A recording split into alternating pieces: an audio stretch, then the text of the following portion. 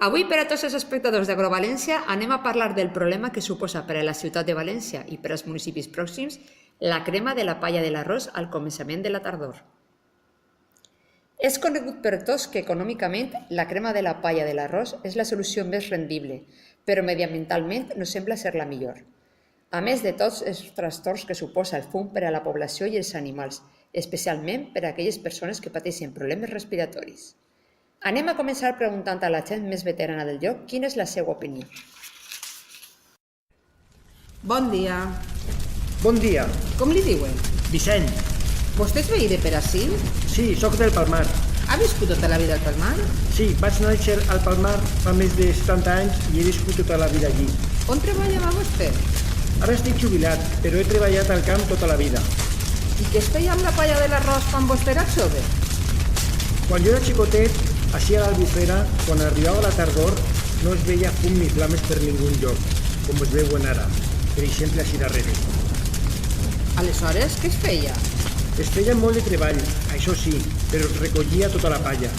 Al principi d'octubre es veien molts camions carregats de gom a gom amb palla i tots els magatzems estaven plens. Vostè és molt jove, però en aquell moment no existia el suro blanc, aquell que es fica per protegir els productes a les caixes, i embalar amb palla d'arròs era molt bona opció tant econòmicament com tècnicament. I què més es feia amb la palla de l'arròs? Per als estables i per als corrals.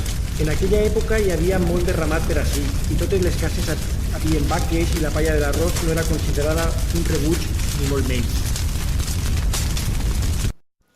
Un cop hem conegut l'opinió de la gent més veterana del lloc, anem a veure què ocorre amb els altres afectats. No són només les persones les que pateixen amb la crema de la palla de l'arròs. Les mascotes i els animals salvatges que viuen a la ciutat de València i els seus voltants també ho pateixen. Per veure com afecta el fum de la crema de la palla de l'arròs a aquests animals, anem a desplaçar-nos fins a un dels zoològics més emblemàtics de tota Europa, el Bioparc de València. Anem a parlar amb veterinaris i cuidadors del Bioparc de València. Ells saben millor que ningú com afecta els animals que resideixen en la crema de la palla de l'arròs i el fum que envolta la ciutat de València durant aquests dies. Bon dia. Bon dia. Com li diuen? Josep.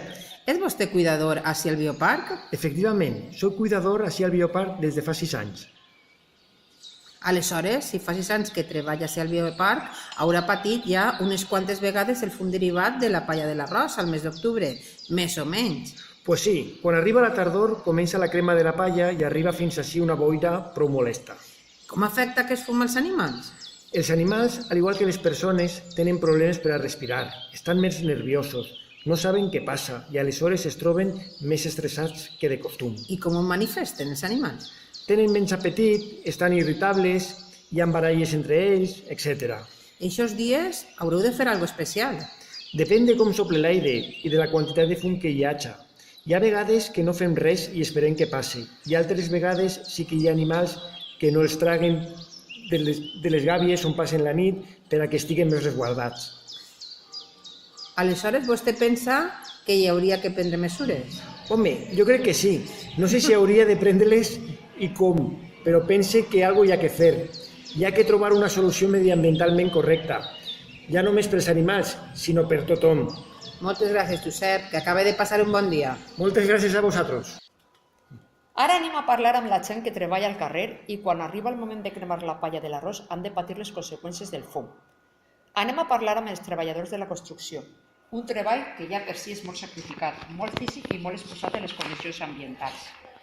El fred, l'hivern, calor a l'estiu, i que si a tot l'anterior sumes les dificultats que pots tindre per a respirar, es torna encara més difícil. Sobretot els dies on no bufa el vent i el fum de cremar la palla de l'arròs es torna molt dens. Bon dia. Bon dia. Com li diuen? Ismael. Com qualificaria vostè el treball de la construcció? És un treball molt dur, perquè gran part del mateix ho fas a l'exterior i estàs molt exposat a la climatologia, pluja, vent, fred, etc. I treballar al carrer es fa dur. Volíem preguntar-li com passen els dies de la tardor, quan cremen la palla de l'arròs i el fum invadeix tota la ciutat. Són uns dies prou difícils més difícils de lo normal, però no queda més remei que aguantar i treballar. De vegades és difícil respirar perquè no queda una altra que treballar. A mi personalment no m'afecta molt, però tinc companys amb problemes respiratoris, asma, etc., que aquests dies ho passen molt malament. Vostè, Ismael, pensa que l'administració hauria de prendre mesures? Jo crec que sí, perquè són ells els que poden fer alguna cosa per tal d'arreglar-ho. I nosaltres no és que no vulguem que es cremen, és que pensem que segur que hi ha altres opcions millors per a tots. Moltes gràcies, Ismael, i que passi un bon dia. Moltes gràcies a vostè. Bona vesprada, regidora. Bona vesprada. Ha vist vostè el reportatge? Sí que l'he vist i volia comentar que des de l'Ajuntament fa temps que estem treballant per tal de millorar la situació. Pensa vostè que hi ha altres solucions que no passen per quemar la palla de l'arròs? Nosaltres pensem que sí, i és en aquesta direcció en la que estem treballant. Però les coses no es canvien de la nit al dia i per això demanem als afectats una miqueta de paciència i als agricultors seguir correctament les instruccions que es donen des de l'administració per a fer de la crema de la palla, de l'arròs, per a que el que fa les condicions ambientals, és a dir, els de crema, els sectors. En què direcció s'està treballant l'Ajuntament per tal d'acabar amb això? Nosaltres fa més de 2 anys que vàrem firmar un conveni de col·laboració amb la Universitat Politècnica per tal d'avançar en la investigació i poder utilitzar aquesta palla com a biocombustible o per a fer compost. I com estan aquestes investigacions, regidora? Com he dit abans, això no és una cosa immediata. Volem fer les coses ben fetes i encara que anem avançant, encara no podem donar una solució, però sí que els puc avançar que l'any que ve ja podrem implementar algunes solucions per tal d'anar disminuint el percentatge de palla cremada.